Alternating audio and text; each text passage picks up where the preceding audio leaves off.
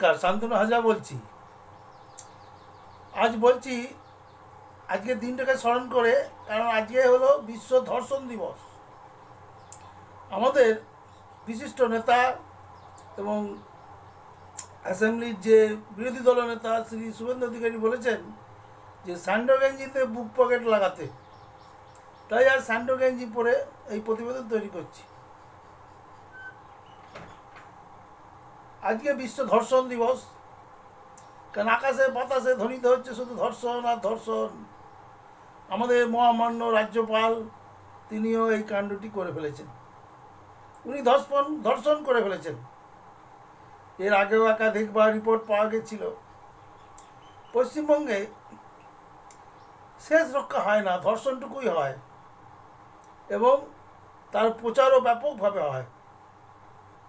শ্রী আমাদের যে মহামান্য রাজ্যপাল, ওনারা একটু মিদনাপুরের প্রতি টান আছে বা টাল আছে।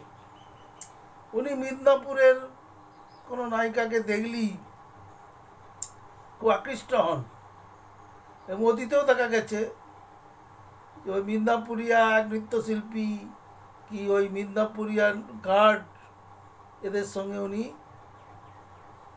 কিছু একটা করার চেষ্টা করেছেন। এখনও এটা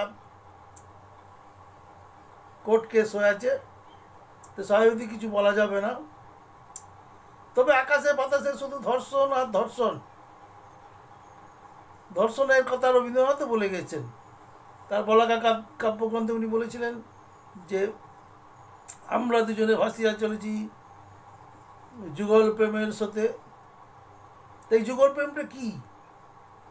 যুগল প্রেম হলো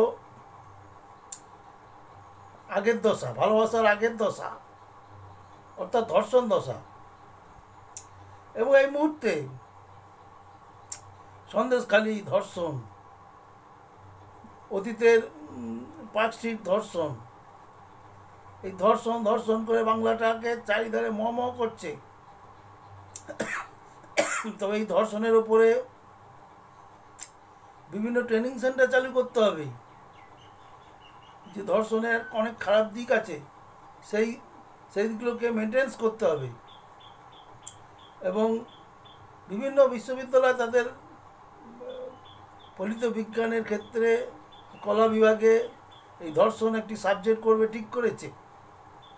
ঠিকমতো পুরুষদের ট্রেনিং করলে এই ধর্ষণের কুপ্রভাব থেকে তারা মুক্ত হবে। এবং এখন যে ধর্ষণটা চলছে, এই ধর্ষণে ফলে যারা জন্মাবে তারা সব বড় বড় দার্শনিক হয়ে যাবে। ধর্ষণ থেকে জন্ম, তার মানে দার্শনিক। তা আজকের প্রতিবেদন এখানেই শেষ।